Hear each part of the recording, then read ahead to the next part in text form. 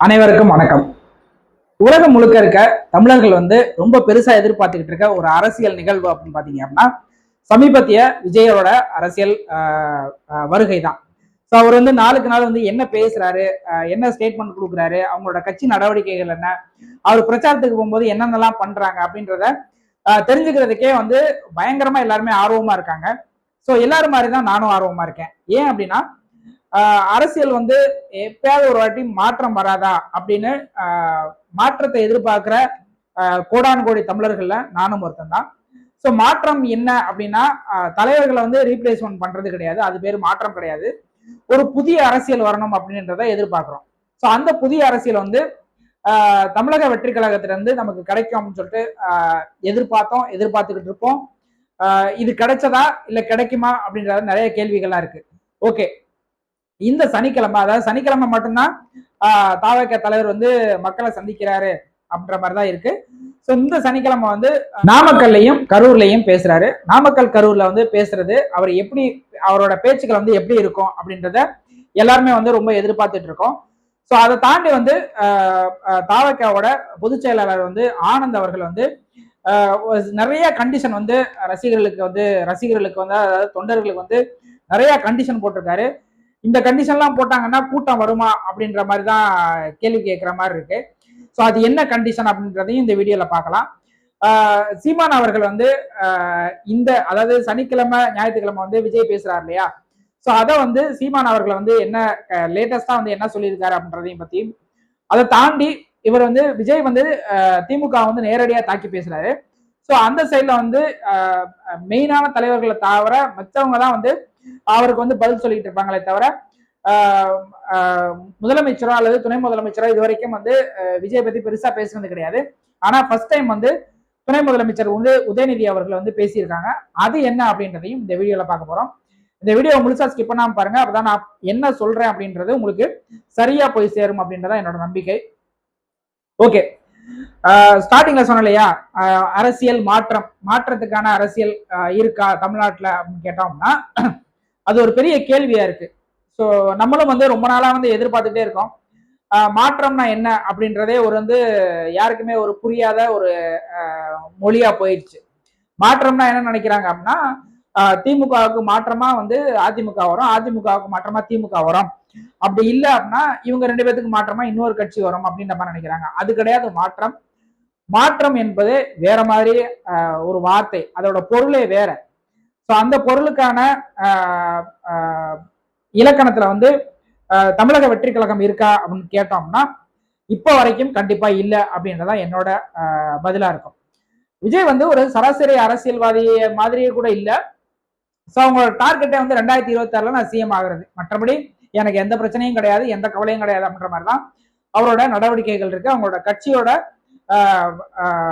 நடவடிக்கைகளும் இருக்கு, அவங்களோட பணிகளும் அப்படிதான் இருக்கு. ஸோ எங்களுக்கு தேவை 2026 நாங்க சிஎம் ஆகணும், அவ்வளவுதான்.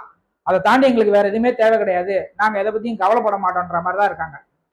ஸோ இதை நிறைய அரசியல் விமர்சகர்களும் ஊடகங்களும் சமூக வலைத்தளங்கள்லையும் பயங்கரமான விவாத பொருளா போய்கிட்டே இருக்கு.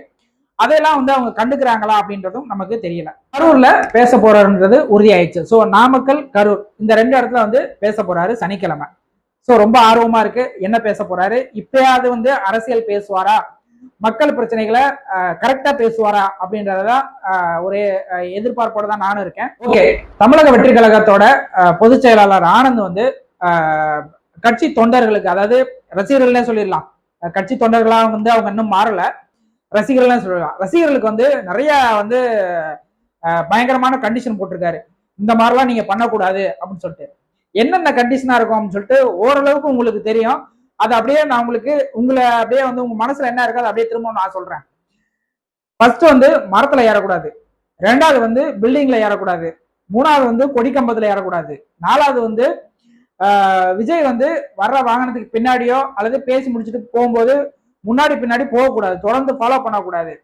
அதுக்கப்புறம் காம்பவுண்ட் சவுல ஏறக்கூடாது, உயரமான கட்டிடங்கள்ல ஏறக்கூடாது, அப்புறம் பொது சொத்துக்களை சேதப்படுத்தக்கூடாது.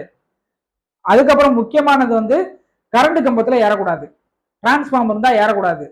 அப்புறம் தலைவர்களோட சிலைகள் இருந்ததுன்னா அந்த சிலைகள் மேல ஏறி நிக்க கூடாது அப்படின்னு சொல்லிட்டு இவ்வளவு கண்டிஷன் போட்டிருக்காரு. இதெல்லாம் வந்து நம்ம ரசிகர்கள் கேட்பாங்களா அப்படின்றது நாளைக்கு தான் தெரியும். ஒருவேளை நம்ம இதுக்கு முன்னாடி அதாவது திருச்சி அரியலூர்ல பார்த்த மாதிரியோ அல்லது வந்து இதுக்கு முன்னாடி போன வாரம் நடந்த கூட்டத்துல பார்த்த மாதிரியோ அதே மாதிரி ஒரு போக்கு கடைபிடிக்கப்பட்டால் ரசிகர்களால ஏற்கனவே நீதிமன்றங்கள் வந்து சொல்லியிருக்கு, இந்த பொது சொத்துக்களை சேதப்படுத்துறது, மரத்து மேல ஏறி நிக்கிறது, கரண்ட் கம்பத்துல ஏறி நிக்கிறது, இதுக்கெல்லாம் வந்து அவங்களுக்கு உயிர் சேதங்கள் ஏதாவது ஆகி போயிருச்சு அப்படின்னா இதை வந்து யாரு பொறுப்பேற்றுக்கிறது? விஜய் வந்து பொறுப்பேற்றுப்பாரா அப்படின்ற மாதிரிலாம் வந்து நிறைய கேள்வி கேட்டிருந்தாங்க. ஸோ அதே தான் நம்மளும் கேட்குறோம். இப்போ வந்து கரூர்லையும் நாமக்கல்லையும் வந்து விஜய் அவர்கள் பேசும்போது சனிக்கிழமை இதே மாதிரி பேட்டர்ன்லயும் வந்து ரசிகர்கள் ஃபாலோ பண்ணாங்க அப்படின்னாங்கன்னா இதுக்கு வந்து தாவேக தலைவர் விஜய் வந்து என்ன சொல்ல போறாரு அப்படின்றத எல்லாருமே எதிர்பார்த்துட்டு தான் இருக்கும். ஓகே, இப்ப சீமான் அண்ணன் வந்து என்ன சொல்லியிருக்காரு அப்படின்னு பாத்தீங்க அப்படின்னா, என்ன பெருசா பேச போறாரு அவரு, என்ன என்ன இது வரைக்கும் என்ன பேசியிருக்காரு,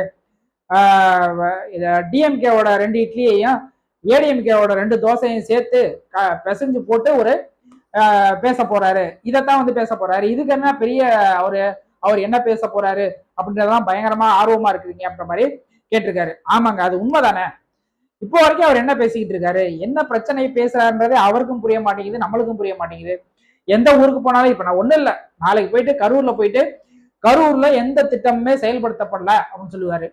நாமக்கல் வந்து இந்தியாவிலே கண்டுக்கப்படாத ஒரு ஊரா இருக்கு அப்படின்ற மாதிரி சொல்லுவாரு. அப்புறம் அங்க இருக்க கோயிலையோ மசூதியோ அல்லது ஒரு சர்ச்சையோ எடுத்துக்கிட்டு அவங்களோட ஆசையோட நான் வந்திருக்கேன் அப்படின்ற மாதிரி சொல்லுவாரு. அப்புறம் வந்து ஊழல் பண்ணிக்கிட்டு இருக்க திமுக அரசை வந்து நான் வன்மையா கண்டிக்கிறேன் அப்படின்னுவாரு. இதை தாண்டி வேற என்ன பேச போறாரு, அவங்கள ரீப்ளேஸ் பண்ணணும், அதுக்கு தானே நான் வந்திருக்கேன் அப்படின்ற மாதிரி அந்த டைலாக் எல்லாம் பேசிட்டு, இந்த டைலாக் பேசிட்டு நீங்க காலத்தை ஓட்டினதெல்லாம் போதுன்னு சொல்லிட்டு இவரே டைலாக் பேசுவாரு. டைலாக் பேசிட்டு காலத்தை ஓட்டினதெல்லாம் போதுன்னு சொல்லிட்டு டிஎம்கேவே திட்டுவாரு. ஸோ இதைத்தான் அவர் பண்ணிக்கிட்டு இருக்காரு. இதைத்தான் வந்து அண்ணன் சீமான் அவர்கள் வந்து தெளிவா சொல்றாரு. அவர் ஒன்றும் புதுசா பேச போறது கிடையாதுப்பா, இங்க இருந்து 2 பேத்தையும் அங்க இருந்து 2 பேத்தையும் எடுத்து திட்ட போறாரு, அவ்வளவுதான். இதை பார்க்கறதுக்கு ஏன் அவ்வளவு பேர் கூடுறீங்க அப்படின்ற மாதிரி கேட்டிருக்காங்க. ஓகே, இப்ப திமுக தலைவர் வந்து தலைவர்களை ஒருத்தரான உதயநிதி ஸ்டாலின், துணை முதலமைச்சர் உதயநிதி ஸ்டாலின் வந்து என்ன சொல்லியிருக்காங்க அப்படின்னு பாத்தீங்க அப்படின்னா, இதுவரைக்கும் விஜய் வந்து நேரடியா தாக்குனது கிடையாது. மற்ற 2ஆம் கட்ட தலைவர்கள் வந்து அவங்க ஏதாவது பத்திரிகையாளர்கள் கேள்வி கேட்கும்போது அதுக்கு வந்து ஏதாவது பதில் சொல்லுவாங்க. திமுக தலைவர் வந்து இதுவரைக்கும் வந்து விஜயை வந்து எந்த கேள்வி பதிலையும் அவர் வந்து பதில் ரெஸ்பாண்ட் பண்ணது கிடையாது. அதே மாதிரி உதயநிதி ஸ்டாலின் அவர்களும் விஜய் அவர்களை வந்து பெருசா வந்து இதுலயுமே வந்து பேசினது கிடையாது. ஆனா முதல் முறையா இன்னைக்கு வந்து ஒரு கூட்டத்துல பேசியிருக்காங்க, நான் வந்து வாரத்துல வந்து 4 நாள் மக்களோட தான் இருக்கேன், நான் வந்து சனி ஞாயிறு வந்து மக்களை சந்திக்கிற தலைவன் கிடையாது அப்படின்ற மாதிரி நேரடியாவே விஜய் வந்து தாக்கி பேசியிருக்காங்க. இதுக்கு வந்து கண்டிப்பா நாளைக்கு வந்து ஒரு பதில் வந்து விஜய் அவர்கள் கொடுப்பாரு.